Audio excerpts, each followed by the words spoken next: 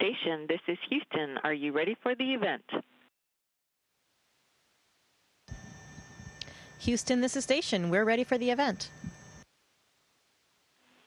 StarTalk, this is Mission Control Houston. Please call Station for a voice check. Station, this is Neil deGrasse Tyson with StarTalk Radio. How do you hear me? Hello, Neil. We have you loud and clear. How do you hear us? Excellent. Excellent. Let's do this. Let's see what we got here. Just a moment. Hold on.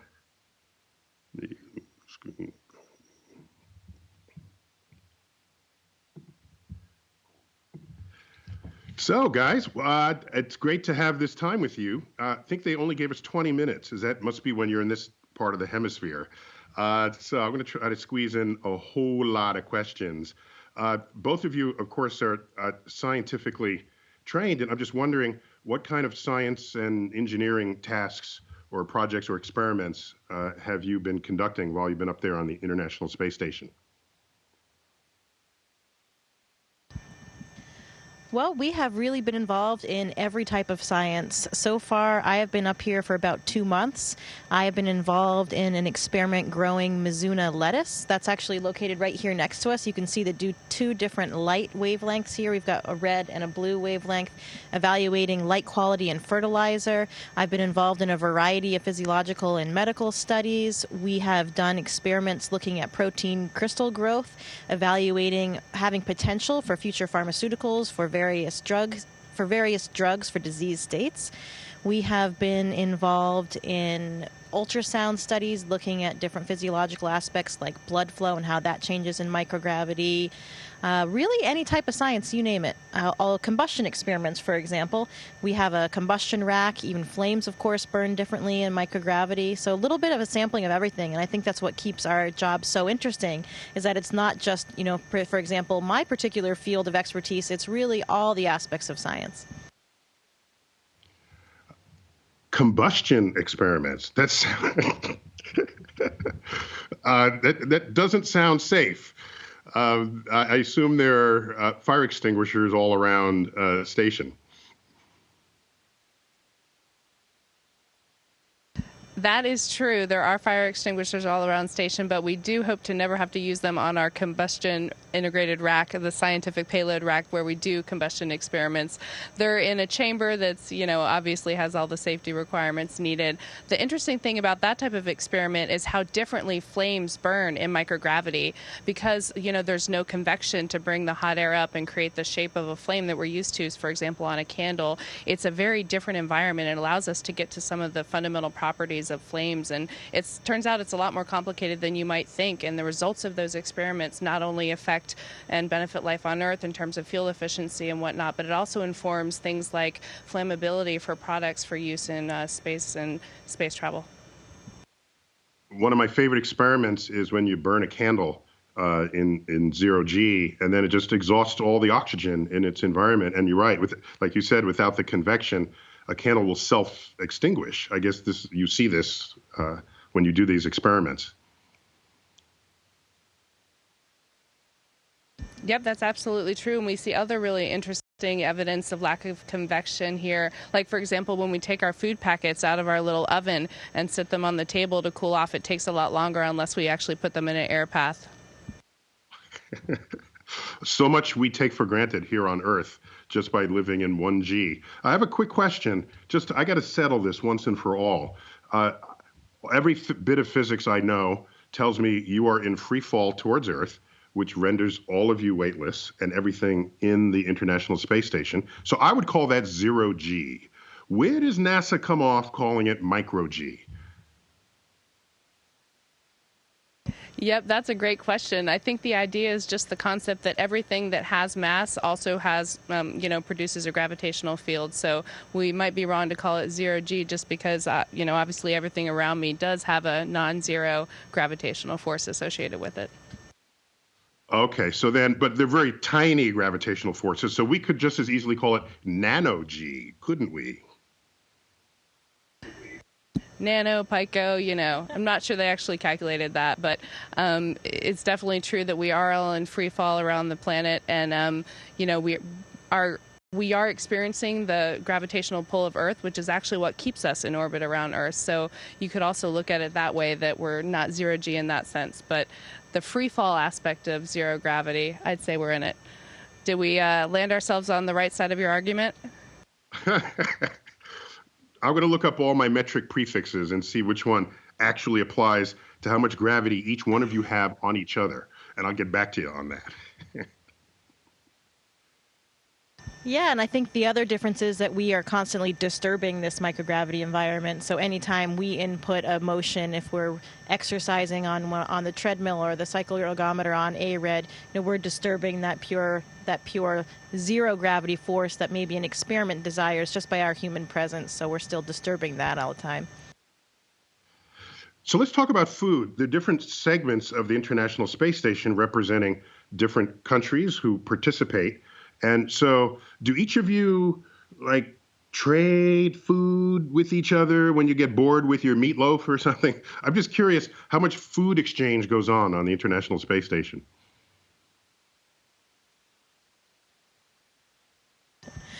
Well, we do. So NASA has a food lab, which you may know, and they develop majority of the food that we as American astronauts eat. But the Russians also have a food lab, and we are actually allowed to choose a certain number of our food allocation from the Russian food system. So both Christina and I like exotic and different foods, and so we went with a maximum majority of Russian food that we could add.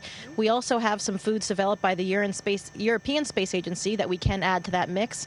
We have a European Space Agency astronaut up here, so we get to sample a little bit more of that because he has a little bit more of that than other people. My goal was actually to fly with a Japanese astronaut because I love Japanese food and I really wanted some of that, but unfortunately we don't have any of that up here right now. But we do tend to share. The Russians will actually bring other things down to us, and we'll trade favorites back and forth. So I think variety is very important for us up here, even more important than people would think. People that don't even care so much about food on the ground do tend to, in a long-duration mission, feel the need to have some more variety and to make a difference in terms of just that boredom that develops otherwise. I've eaten in restaurants in both Italy and in France, and I'm guessing the French and the Italians have no interest in trading food with anybody else. Well, our Italian is pretty generous. I think one of the highlights on the food system is the lettuce experiment that we talked about earlier. Part of that, instead of sending all of the samples down to be analyzed by the ground team, we actually get to harvest and eat the lettuce. So we've had 2 harvests now where we get this fresh supplement lettuce to our diet, and that's a real treat. And we'll have another harvest the day before we celebrate Thanksgiving, so we're looking forward to that. So I've been curious about that. For long-term space travel, obviously there'll be some expectation that you grow your own food. And how close are we to growing all of your own food without requiring sort of supply chains, either to and from the space station or to and from Mars, if that's our ultimate destination? Absolutely. Great question. I think that right now we're at a place where we're learning the best, ways that we can grow things in space, but where we're really looking to go is to develop systems that are, one, closed loop systems. So a system where we're using waste products from various sources and feeding those in to the actual plant development. And that can include our carbon dioxide cycle, our oxygen cycle, and our water cycle. And we actually have some really neat life support systems on board right now that are testing some of those technologies. Another aspect of the food system that really has to grow would be incorporating proteins. Right now we have lettuce as our main, crop that we've grown. We've grown different things up here. They've grown flowers. We're looking into starting into vegetables and fruits. But incorporating protein sources like peanuts or maybe legumes, I think, is the next sort of big leap. We're not quite there yet. As Jessica mentioned, we've had salad, and we joke sometimes that the caloric intake that we've used so far in growing it might be a little bit more than what we end up consuming. But obviously, the techniques are what's important, and proving out the systems and the operational concept.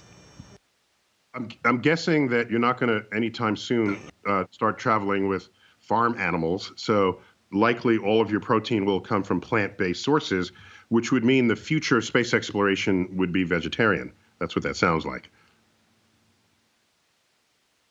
Maybe. We're not sure. We also do have some other devices that are pretty exciting up here right now. We have one facility called the Biofabrication Facility, which is actually, the goal of that is to grow human organs in space. Now, that's, of course, not for food or consumption. That is to contribute to the deficit of organ for transplant operations on the ground.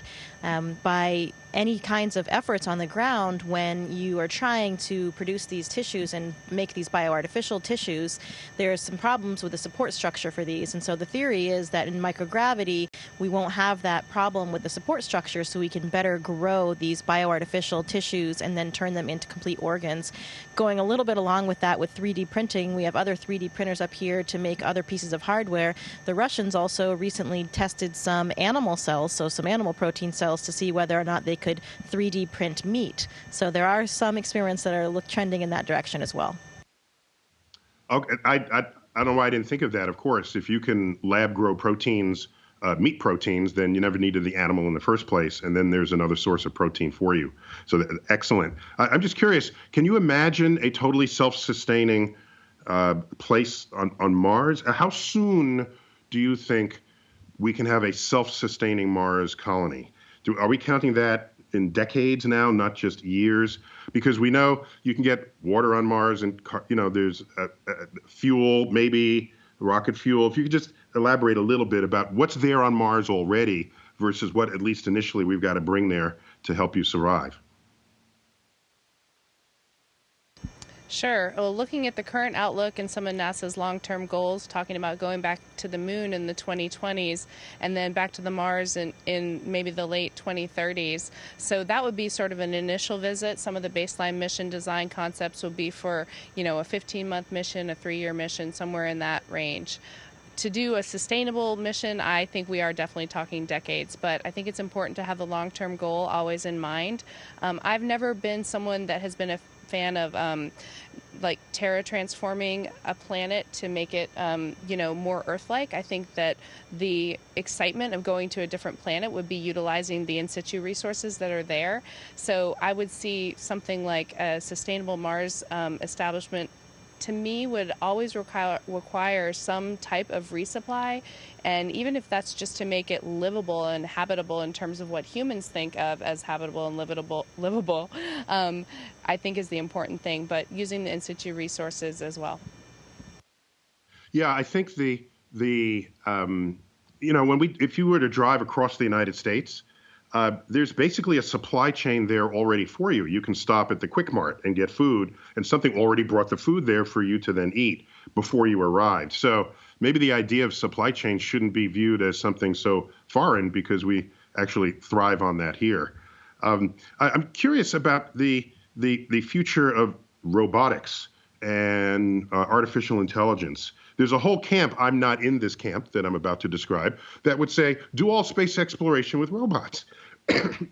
Do all space exploration with robots, and then you don't even need the people. You don't have to bring the robot back, so they're cheaper. And so I know you guys are astronauts, but I'm just wondering what kind of thinking you put into the idea of robot astronauts for the future.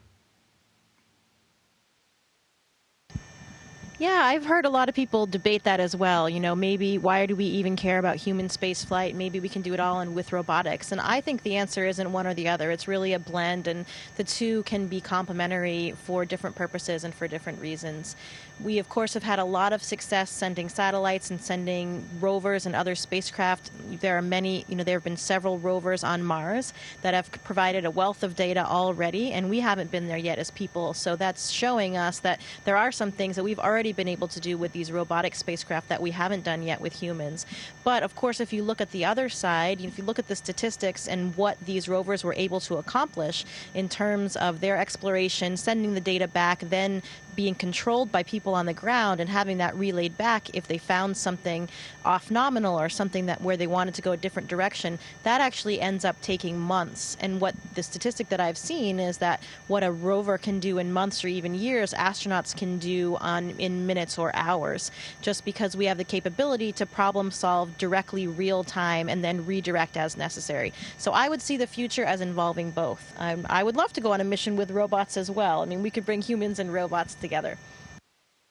So just to be clear, your phrase off nominal really to the rest of us just means weird. That's right. Sorry for the vernacular there. Anything unexpected, anything not what wasn't programmed in, for example, by the people on the ground as to what the course would be. If we saw something more interesting or more scientifically valuable in another direction, we could redirect ourselves, whereas the rover might be programmed in one direction and would miss out on an opportunity like that.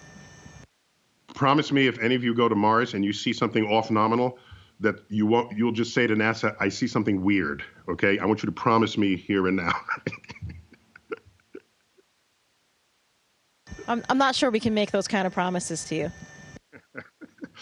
A quick question just about politics. You guys have spacewalked, as so many visitors to the station do. You spacewalk together, and you see Earth, and that Earth does not have color-coded boundaries of countries.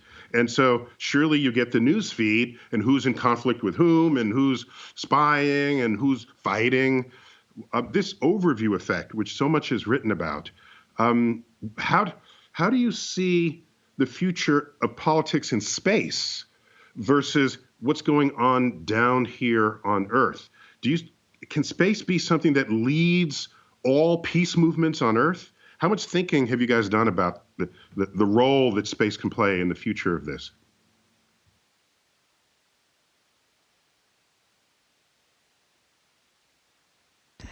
We both have been fortunate enough to experience that overview effect, and I do think that it has the option of improving the world in the way that you talk about. One thing that we've learned is that, we get the question a lot, do politics on Earth inform the way that you do your job on here with an international community? And I like to flip it around and say that the way we do things up here actually can inform our politics on Earth. So I think we do see this as an example of how we can work together for the greater good, for greater humanity, and the fact that we are more alike than we are different, and we all have the same goals, at our roots.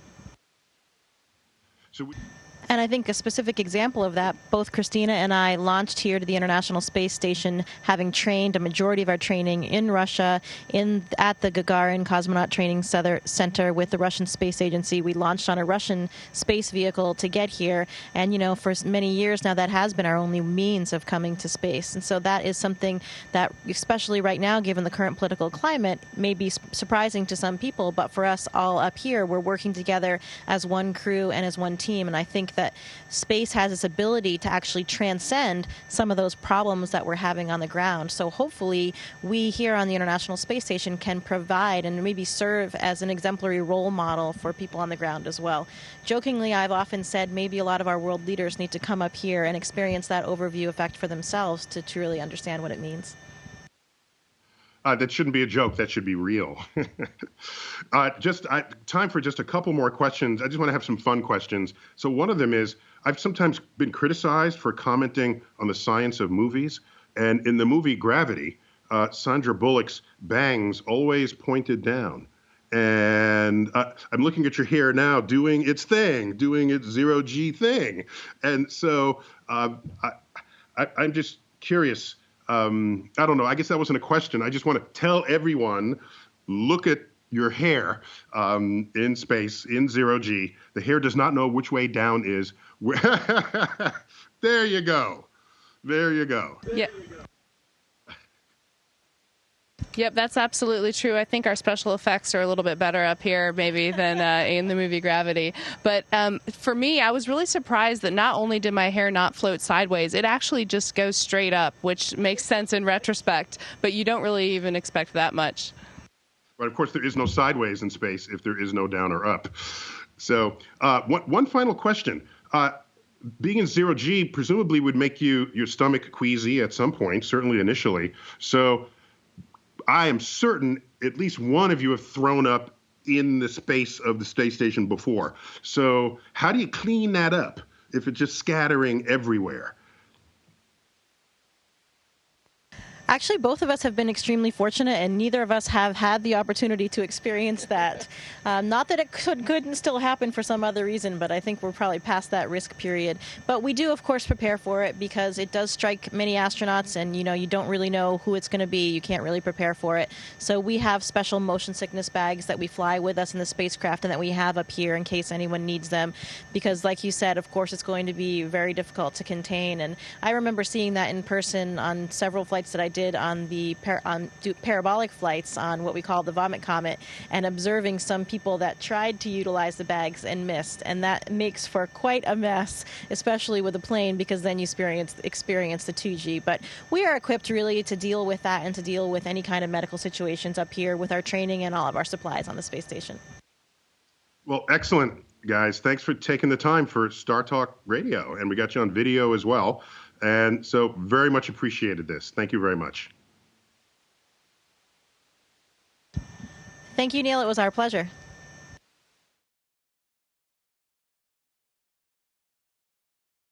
Station, this is Houston ACR. That concludes our event as we count down to 20 continuous years of humans living and working on the International Space Station.